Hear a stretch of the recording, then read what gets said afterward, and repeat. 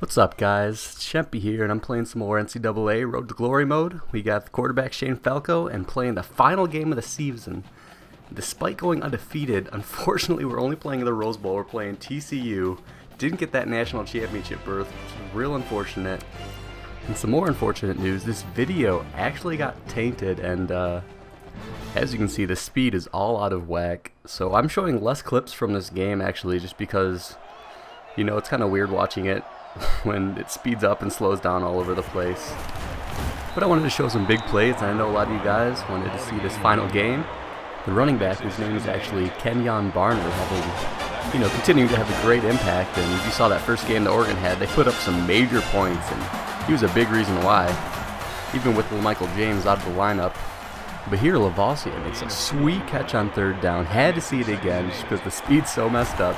Gets that second foot in, even though he doesn't need to. You only need 1 foot in college, and he's just going the extra mile for those pro scouts out there. And I'm hoping he doesn't leave next year, because that's going to leave me with a really depleted receiving core. And assuming Oregon doesn't get me big-time recruits, I'll be struggling a little bit getting the passes off. But, you know, maybe that'll make me change up my game and run a little bit more.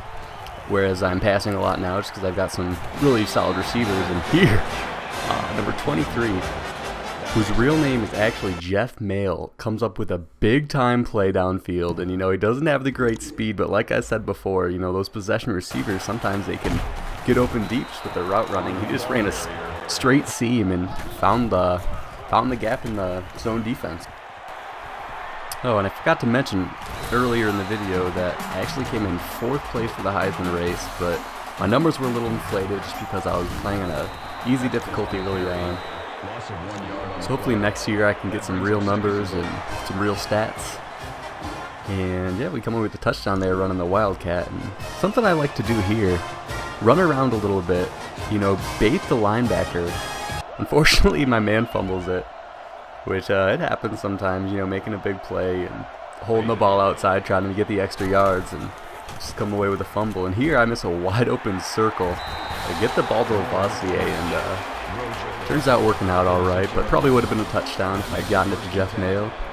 But I make up for it running what is basically a triple option play. You can either keep it, pitch it, or pass it out, and Jeff Mayo finds another hole in the defense downfield, and he's just catching all these balls, getting open downfield, and, you know, continuing to make great plays despite being a slowish receiver. And that's another thing I wanted to touch on a little bit. You know, in NCAA, it's always been about speed, and whoever has the most speed is basically the best player, regardless of other stats. And it seems like they're really trying to focus on some of the other stats, agility, acceleration, obviously, with the new engine. But these other players, these possession receivers and these power running backs, are becoming much more of a factor in this game. And I love what they're doing with the game, and I think it's great. But here's my stats for the game. 16 for 17, 350 yards, and 3 touchdowns. Great numbers.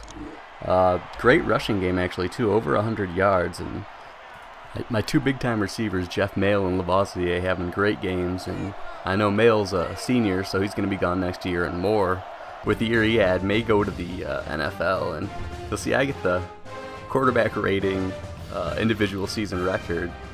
And actually, Lavoisier gets the receiving yards record, which is just awesome. It's only for the school, but it's still amazing.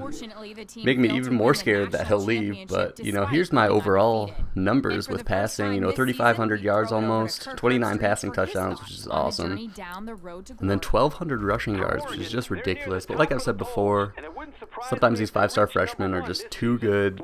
There's no one in the country that would be this good as an incoming freshman. But, you know, you never know. And I guess you live to find these players. But we'll take a look at my progression as we enter the offseason, and yeah, I'm even more ridiculous than last year. Speed, acceleration, and agility are about the same. Awareness is still terribly low, but the throw power and throw accuracy are just insane. And the elusiveness is like crazy. It's like a running back. Basically, I'm the best running back in the league and a mediocre quarterback just because of awareness. And I want to take a look at the offseason roster here. You'll see I'm not actually starting, which is just insane. I mean, they have this senior, redshirt senior quarterback who's just amazing, apparently.